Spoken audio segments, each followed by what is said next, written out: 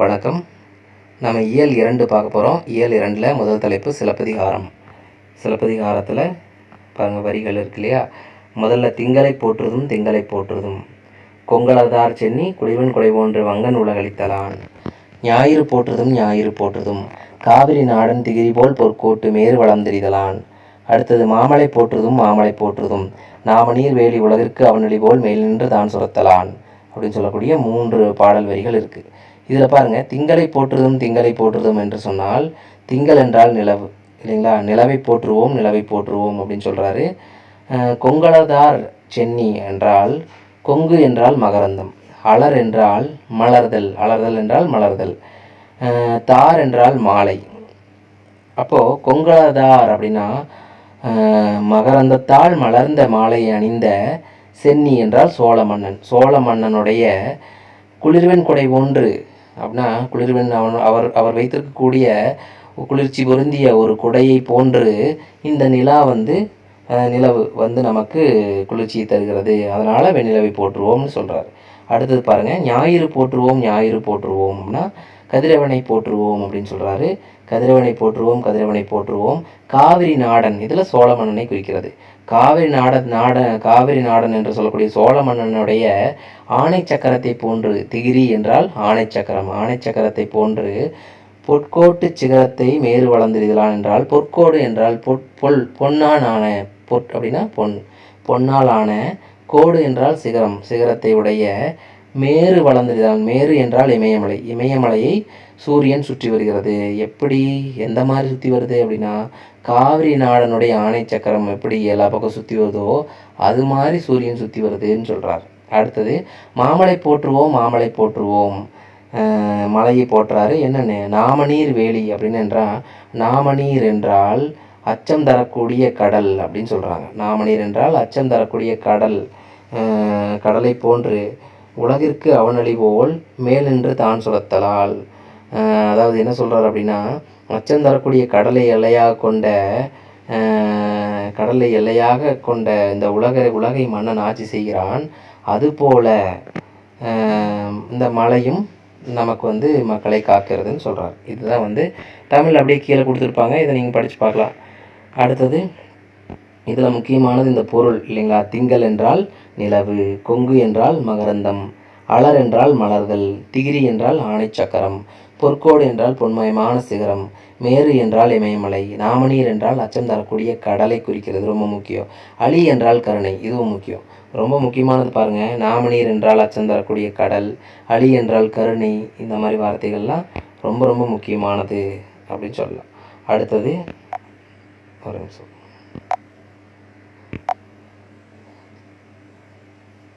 இருங்க, அடுத்தது போயிடலாம்.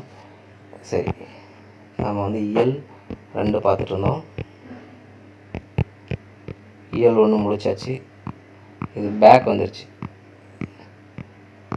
அடுத்தது இதில் நம்ம பொருள் பார்த்துட்டோம் இல்லைங்களா? அடுத்தது இளங்கோவடிகள் பற்றிய குறிப்புகள் நம்ம பார்க்கணும். இளங்கோவடிகள் பற்றிய குறிப்புகள் பார்க்கலாம். இதில் பாருங்கள் என்னென்ன இருக்குது. சிலப்பதிகாரம் என்ற காப்பியத்தை இயற்றியிருக்கிறார். இவர் சேர மன்னர் மரபைச் சேர்ந்தவர். இவர் கிபி 2ஆம் நூற்றாண்டு, ரொம்ப முக்கியம், 2ஆம் நூற்றாண்டு. ஐம்பெருங்காப்பியங்கள் ஒன்று சிலப்பதிகாரம், இதுவே தமிழ் முதல் காப்பியம். இது முக்கியமாக பாருங்கள், இதுக்கு நிறையா பேர் இருக்குது. முத்தமிழ் காப்பியம், குடிமக்கள் காப்பியம் என்றெல்லாம் போற்றப்படுகிறது. சிலப்பதிகாரத்தையும் மணிமேகலையும் இரட்டை காப்பியம்னு சொல்கிறாங்க. திங்கள் ஞாயிறு மலை என இயற்கையை வாழ்த்துவதாக இந்த நூல் தொடங்குகிறது. அப்போ இது ஒருவே வரியாக கேட்பாங்க. திங்கள் ஞாயிறு மலை ஆகியவற்றை வாழ்த்துவதாக தொடங்கக்கூடிய நூல் எதுன்னு கேட்கலாம். நம்ம என்ன எழுதணும் அப்படின்னா சிலப்பதிகாரம். அடுத்தது போயிடலாம். அடுத்தது முக்கியமானதுன்னா காணி நிலம், அடுத்த தலைப்பு. காணி நிலங்கிற தலைப்பு முக்கியம் இல்லை, இந்த பாட்டை யார் எழுதுனா பாரதியார் இல்லைங்களா? காணி நிலம் வேண்டும் பராசக்தி காணி நிலம் வேண்டும், அங்கு தூணில் அழகியதாய் நன் மாடங்கள் துய்ய நிறத்தினதாய், அந்த காணி நிலத்திலேயே ஒரு மாளிகை கட்டி தர வேண்டும், அங்கு கேணி அருகினிலே தென்னை மரம் கீற்றுமிழ நீரும் 10-12 தென்னை மரம் பக்கத்திலே வேணும், நல்ல முத்துச்சூடர் போல நிலவொளி முன்பு வர வேண்டும், அங்கு கத்துங்குயிலோசை சற்றே காதில் பட வேணும், எந்தன் சித்தம் மகிழ்ந்திடவே நன்றாயிரம் தென்றல் வர வேண்டும் அப்படின்னு சொல்லி பாரதியார் ரொம்ப அவரோட ட்ரீம் இது இல்லைங்களா? அழகாக பாடியிருக்காரு. அதுக்கு பொருள் பாருங்கள். காணி என்றால் எதை குறிக்கக்கூடியதுன்னு கேட்கலாம். நில அளவை குறிக்கக்கூடியது. மாடங்கள் என்றால் மாளிகையின் அடுக்குகள். சித்தம் என்பது உள்ளத்தை குறிக்கிறது. பொருள் நமக்கு தேவையில்லை, பார்த்தாவே புரியுது. பாரதியார் 20ஆம் நூற்றாண்டின் இணையற்ற கவிஞர். அடிக்கடி இது மாதிரி கேட்பாங்க. 20ஆம் நூற்றாண்டின் இணையற்ற கவிஞர் யாருன்னு கேட்டால் பாரதியார். இவர் 20ஆம் நூற்றாண்டின் இணையற்ற கவிஞர். இவர் இயற்பெயர் சுப்பிரமணியன். இளமையிலேயே சிறப்பாக கவிபாடும் திறம் பெற்றிருந்தார்.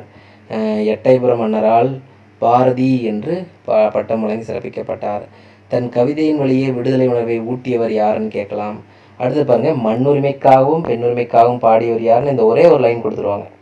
மண்ணுரிமைக்காகவும் பெண்ணுரிமைக்காகவும் பாடியவர் யார், அவ்வளோதான்.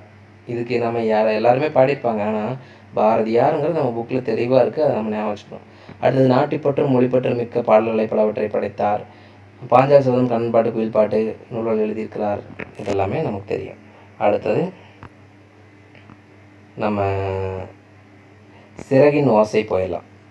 சிறகின் ஓசை, இது சிட்டுக்குருவி பற்றி. இதில் கொஸ்டின் வருமானு தெரில, இருந்தாலும் நம்ம பார்த்தலாம். சிறகின் ஓசை, இதில் முக்கியமான வரிகள் மட்டும் அப்படியே பார்க்கலாம். என்னென்னா, பறவைகள் இடம்பெயர்தல் என்னென்னு சொல்கிறாங்க, வலசை போதல். ஒரு இடத்துலேருந்து இன்னொரு பக்கம் பறவை போகிறது நம்ம என்ன சொல்கிறோம், வலசை போதல் அப்படின்னு சொல்கிறோம். அடுத்தது, இது எதை பேஸ் பண்ணி போகுதுன்னு பாருங்கள். நிலவு, விண்மீன், புவியீர்ப்பு புலம் ஆகியவற்றை அடிப்படையாக கொண்டு மொத்தம் 3 விஷயம். நிலவு, விண்மீன், புவியீர்ப்பு புலம், கிராவிட்டி இல்லைங்களா, இதை வச்சு போகுதுங்கிறாங்க. அடுத்தது, இது எப்படி போகுதுன்னு பாருங்கள். வடக்குலேருந்து தெற்கும் மேற்குலேருந்து கிழக்கும் போகுது. இதுதான் கொஞ்சம் கவனமாக ஞாபகம். வடக்குலேருந்து தெற்கு போகுது, மேற்குலேருந்து கிழக்கு போகுது. இது கொஞ்சம் ஞாபகம் வச்சுக்கணும். வடக்குலேருந்து தெற்கு வருது, இந்த பக்கம் வருது, இப்படி வருது, இல்லைன்னா இப்படி போகுது. மேற்குலேருந்து கிழக்கு நோக்கி போகுது. இந்த கிராஃபை கொஞ்சம் ஞாபகம் வச்சுக்கணும். அடுத்தது வேறு முக்கியமானது இந்த பக்கம் இல்லை, இந்த சைடு பாடலாம். அடுத்த பக்கம் இந்த பாக்ஸ் ரொம்ப முக்கியம். சிறகடிக்காமல் கடலையும் தாண்டி பறக்கக்கூடிய பறவை எதுன்னு கேட்கலாம். இதெல்லாம் ஞாபகம் வச்சுக்கலாம், இது கேட்பாங்கன்னு தெரியாது. கப்பல் பறவை அப்படின்னு சொல்கிறோம். இது தரையிலிருந்து 400 கிலோமீட்டர் தூரம் வரை பறக்கக்கூடியது. இது கப்பல் கடல் கொள்ளை பறவை அப்படின்லாம் சொல்கிறோம் இல்லைங்களா. சிறகடிக்காமல் கடலையும் தாண்டக்கூடியது கப்பல் தானே. அதனால் நீங்கள் டைரெக்டாக கப்பல்னே ஞாபகம் வச்சுக்கோங்க. சிறகடிக்காமல் கடலையும் தாண்டுவது எது, அது பறவை கூட வேண்டாம், கப்பல் தான் தாண்டும். அதனால் கப்பல் ஞாபகம் வச்சுக்கோங்க. அப்புறம் கப்பல் கொள்ளைக்கடா, அப்போ கடல் இருந்தால் கடல் கொள்ளையர்கள் வருவாங்க, அதனால் கடல் கொள்ளை பறவை. இதெல்லாமே நீங்கள் ஞாபகம் வச்சுக்கலாம்.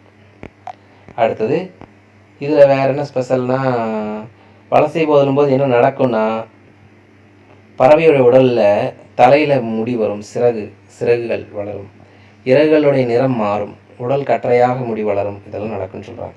அடுத்து ரொம்ப ரொம்ப ரொம்ப முக்கியமான ஒன்று என்னென்னா, ஏறத்தாழ 1500 ஆண்டுகளுக்கு முன்பு வாழ்ந்த சக்தி முத்த புலவர் தான் என்ன சொல்லியிருக்காரு, நாராய் நாராய் செங்கால் நாராய்ங்கிற பாடலை எழுதியுள்ளார். அப்படிங்கிறது ரொம்ப முக்கியம்.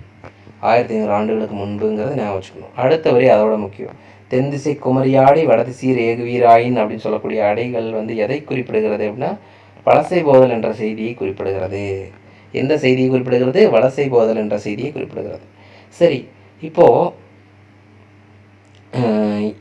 அந்த பாடலில் இருக்கக்கூடிய தென்திசை குமரியாடி வடதிசை ஏகுவீராயின்கிறது எதை குறிக்குதுன்னா, ஐரோப்பாவிலிருந்து தமிழகத்துக்கு செங்கால் நாரைகள் வந்ததை தற்போதும் உறுதிப்படுத்தப்படுகிறது. அப்போ அதை குறிக்கிறது அதுதான் அப்படின்னு சொல்கிறாங்க. அடுத்தது வேறு முக்கியமான விஷயம்னா, ஆண்குருவிக்கும் பெண் குருவிக்கும் சிட்டுக்குருவிகளுக்கு என்ன வித்தியாசம் அப்படின்னா, ஆண்குருவியுடைய தொண்டை பகுதி கருப்பு நிறத்தில் இருக்கும் அப்படிங்கிறது முக்கியமான ஒரு விஷயமா தெரியுது. அடுத்தது, சிட்டுக்குருவிகளை பற்றி சொல்லும்போது, சிட்டுக்குருவிகள் கூடு கட்டி வாழும் அப்படின்னு சொல்கிறாங்க. அப்புறம் கூடு கட்டிய பின்பு எத்தனை நாள்னா 3லேருந்து 6 நாள் வரைக்கும் முட்டை, என்ன சொல்கிறாங்க, 3லேருந்து 6 நாள் வரைக்கும் 6 முட்டை வரைக்கும் இடும். 3லேருந்து 6 முட்டை இடும். 14 நாள் அடகாக்கும். 15ஆவது நாள் குஞ்சு பொரிக்கும். எல்லா குஞ்சுகள் வெளிவரும். அடுத்த பக்கம் போயிடலாம். அடுத்தது, துருவ பகுதிகள் தவிர மற்ற எல்லா பக்கமும் மனிதன் வாழக்கூடிய எல்லா இடங்களிலும் சிட்டுக்குருவிகள் வாழ்கிறது. அப்போ எங்கே வாழாது, துருவ பகுதிகள் வாழவில்லை அப்படிங்கிறத புரிஞ்சுக்கணும். அப்புறம் இமயமலையில் 4000 மீட்டர் வரைக்கும் கூட இது இருக்குது அப்படின்னு சொல்கிறாங்க. அப்புறம் மேக்ஸிமம் எத்தனை நாளில் வாழும்னா 10லேருந்து 13 வருஷம் இருக்கும். 10லேருந்து 13 வருஷம் இது வரைக்கும் வாழும் அப்படின்னு சொல்கிறாங்க.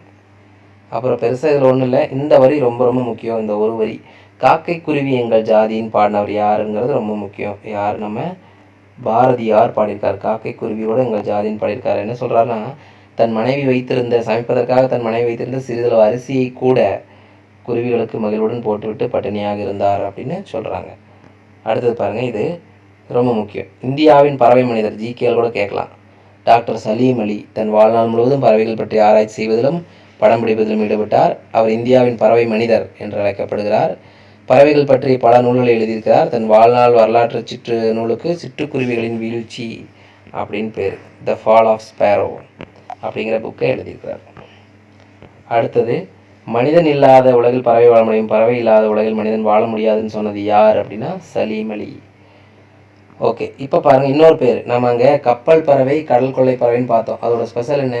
சிறகடிக்காமல் கடலை தாண்டிடும். அதே மாதிரி ஆர்டிக் ஆலா, இதோட ஸ்பெஷல் என்ன அப்படின்னா உலகிலேயே நெடுந்தொலைவு பயணம் செய்யும் ஒரு வகை பறவை, 22,000 கிலோமீட்டர் வரைக்கும் போகும் அப்படின்னு சொல்கிறாங்க.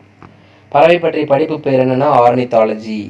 உலக சிற்றுக்குருவிகள் நாள் கேட்கலாம், மார்ச் 20. உலக சிற்றுக்குருவிகள் நாள் மார்ச் 20. இது ரொம்ப முக்கியம். அடுத்தது, இதில் பெருசாக ஒன்றும் இல்லை, இருந்தாலும் இந்த வரி பார்த்துக்கலாம். கிழவனும் கடலும் அப்படிங்கிற ஒரு ஆங்கில புதினம் எந்த வருஷம் நோபல் ப்ரைஸ் வாங்குச்சுன்னா 1954 நோபல் ப்ரைஸ் வாங்குச்சு. இது எழுதின ஒரு பேர் மட்டும் ஞாபகம் வச்சுங்க, எர்னஸ்ட் ஹெமிங்வே. இவர் என்ன பண்ணுவார், கடலில் மீன் பிடிக்க போவார், வயசான ஒருத்தர் இல்லைங்களா. கூட பழகிறதுக்காக ஒரு குட்டி பையனை அனுப்பி வைப்பாங்க. அவன் பேர் வந்து சாண்டியாகோ. 84 நாள் வந்து மீனே கிடைக்காது, கற்றுக்கிறதுக்கு போவார் இல்லைங்களா. அதாவது கடந்த 84 நாளாக மீன் பிடிக்கிறதுக்காக போகிறாரு. ஆனால் 85வது நாள் தான் வந்து மீன் கிடைக்கும் இல்லைங்களா. அதனால் இது ஒரு பெரிய ஒரு கதையாக வேண்டாம், நமக்கு என்னன்னு மட்டும் நம்ம தெரிஞ்சுக்கிறோம். இது வந்து ஒரு ஸ்டோரியாக போட்டிருக்குறாங்க, நமக்கு இது தேவையில்லை, எக்ஸாமில் அது கேட்க மாட்டான். அப்போ இலக்கணம் நான் உங்களுக்கு தனியாக சொல்கிறேன். இப்போ இதோட இயல் 2 முடிஞ்சிச்சு. நம்ம கடைசி பக்கம் ஏதாவது முக்கியமானதாக இருந்தால் பார்க்கலாம். இதில் எதுவும் முக்கியம் இல்லை. இப்போ பாருங்கள், இதை மட்டும் நான் சொல்கிறேன். என்ன அப்படின்னா, இந்த டிரான்ஸ்லேட்டில் 2 கொஸ்டினாவது வந்துடும், அதனால் பார்த்துருவோம். என்ன கண்டம் அப்படின்னா என்னென்னா காண்டினென்ட். வலசை கேட்கலாம், வித்தியாசமாகிறதுனால கேட்கலாம். மைக்ரேஷன். தட்பவெப்பநிலை கிளைமேட் இது தெரியும். புகலிடம் கேட்கலாம், சாங்சுவரி. வானிலை வெதர். புவியீர்ப்புலம் gravitational field. ஓகேங்களா. இதோட இயல் 2 திருக்குறள் இருக்கா? சரி, ஓகே, அதையும் பார்த்துக்கலாம். திருக்குறள் பாருங்கள், இதெல்லாம் நீங்கள் படித்ததா ஈஸியான திருக்குறள். திருக்குறள் உலக பொதுமுறைன்னு சொல்கிறோம், உங்களுக்கு தெரியும். கடவுள் வாழ்த்தில் பார்க்கலாம். அகர முதல எழுத்தெல்லாம் ஆதிபவன் முதற்றே உலகு. அப்படிங்கிறது எழுத்துக்களுக்கு தொடக்கம், அதுபோல் கடவுள் தான் உலகத்துக்கு தொடக்கம்னு சொல்கிறாங்க. அடுத்தது வான் சிறப்பு. அதில் 2 குறள் கொடுத்துருக்காங்க. விண்ணின்று வைப்பின் விரிநீர் வேணுலகத்து உள்நின்று உழற்றும் பசி. அதாவது மழை இல்லைன்னா என்ன ஆயிரும், நம்மளுடைய உலக வாழ்க்கை இதாயிரும். அதுபோல் உலகத்து உயிர்களை எல்லாம் மழை இல்லைன்னா என்ன ஆயிரும், பசி துன்புறுத்தும்னு சொல்லிட்டார். அடுத்தது, கெடுப்பதும் கெட்டார்க்கு சார்வாய் மற்ற ஆங்கே எடுப்பதும் எல்லாம் மழை. அதாவது நல்லபடியாக பேஞ்சு மக்களை காக்கக்கூடியதும் மழைதான், பெய்யாமல் கெடுக்கக்கூடியதும் மழைதான். அடுத்து, நீத்தார் பெருமையில் ஒன்று என்ன ஸ்பெஷல் அப்படின்னா, செயற்கரிய செய்வார் பெரியர், சிறியர் செயற்கரிய செய்களாதார். முடியாததை கூட முடிக்கக்கூடியவர் பெரியோர்கள், முடியாது என்று சொல்லக்கூடியவர்கள் சிறியவர்கள் அப்படின்னு சொல்கிறார். அடுத்து, மக்கள் பேருங்கிற ஒரு இது தம்மக்கள் அறிவுடைமை மாநிலத்து மண்ணுயிர்க்கெல்லாம் இனிது. அதாவது தன்னை விட தன் பிள்ளைகள் அறிவுடையோர் என்பது மக்களுக்கு பெற்றதை விட மகிழ்ச்சியை தருங்கிற ஒரு வரி இருக்குது. அடுத்தது, ஈன்ற பொழுதின் பெரிதோக்கும் தன் மகனை சான்றோன் என கேட்ட தாய். தன் பிள்ளைகள் புகழை கேட்ட தாய் பெற்றெடுத்ததை விட பெருமகிழ்ச்சியை அடைவாள் அப்படின்னு சொல்கிறாங்க. அடுத்தது, அன்புடைமையில் பாருங்கள் 2 குறள் இருக்குது. அன்பிலார் எல்லாம் தமக்குரியர், அன்புடையர் என்பும் உரியர் பிறக்கு. அன்பு இல்லாதவர் எல்லா பொருளும் தன்னுடையதுன்னு நினைப்பாங்க. அன்புடையவர்கள் தம் உடம்பும் மற்றவர்களுக்கு உடையது என்று நினைப்பார்கள் அப்படின்னு சொல்கிறார். அடுத்தது, அன்பின் வழியது உயர்நிலை, அஃதிலார்க்கு என்பதோல் போர்த்த உடம்பு. அன்பு இருப்பதுதான் உயிர் இருப்பதற்கான அடையாளம் அப்படின்னு சொல்கிறார். மற்றவங்க அன்பில்லாத உடல் வந்து வெறும் எலும்பும் தோலும் தான் அப்படின்னு சொல்லிட்டார். அதில் ஈஸியாக இருக்குது, நம்ம அப்படியே படிச்சுக்கலாம். இனியவை கூறல். பணியுடையவன் இன்சொல் நாதல் ஒருவருக்கு அணியல்ல மற்றவரை. பணிவும் இன்சொல் மீது வேணால் கண்டிப்பாக எக்ஸாமில் கேட்பாங்க. என்ன கேள்வி வரும்னா, ஒருவருக்கு மிகச்சிறந்த அணிகலங்களாக கூறப்படுபவை எவை அப்படின்னு கேட்டுவிட்ருவாங்க. கீழே நிறைய ஆப்ஷன் இருக்கும். அப்போ அதில் பணிவு இன்சொல்னு இருந்தால் நம்ம நோட் பண்ணணும். அவங்க வேறு என்ன வேணால் கொடுப்பாங்க, அன்பு, பண்பு என்ன வேணால் கொடுப்பாங்க. இப்போ பணிவும் இன்சொல்லும் தான் ஒருவருக்கு மிகச்சிறந்த அணி என்று திருவள்ளுவர் கூறியிருக்கிறார். ரொம்ப முக்கியம். அடுத்து, இனி உளவாக இன்னாத குரல் கனியிருப்ப காய்க்க வந்துட்டு, நல்ல சொற்கள் இருக்கும்போது கடுஞ்சொல்லை பேசக்கூடாது என்று கூறுகிறார். அடுத்தது, இந்த பாக்ஸ் இது ஈஸியானது, சும்மா பார்த்துக்கலாம். திருவள்ளுவர் 2000 ஆண்டுகளுக்கு முற்பட்டவர். எக்காலத்துக்கும் பொருந்தும் வாழ்க்கை நெறிகளை கூறியுள்ளார். வான் புகழ் வள்ளுவர், தெய்வப்புலவர், பொய்யில் புலவர், இதெல்லாம் இவருடைய பேர். அறத்துப்பால், பொருட்பால், இன்பத்துப்பால் என்ற 3 பிரிவுகள் கொண்டது. 18 கீழ்கணக்கு நூல்கள் ஒன்று. திருக்குறள் 133 அதிகாரம், 1330 குறப்பாக்கள் கொண்டது. திருக்குறள் இல்லாதமில்லை சொல்லாதமில்லை என்ற அளவுக்கு சிறந்திருக்கிறது. இது உலக பொதுமறை, வாயிறை வாழ்த்து, இது மாதிரி நிறைய சிறப்பு பெயர்கள் இருக்குது. இதெல்லாமே உங்களுக்கு தெரியும் இல்லைங்களா? 100க்கும் மேற்பட்ட மொழிகளில் மொழிபெயர்க்கப்பட்டுள்ளது. இதெல்லாமே தெரிஞ்சது தான். ஓகே, இயல் 3 அப்படிங்கிறது நம்ம அடுத்த கிளாஸில் பார்க்கலாம். நன்றி.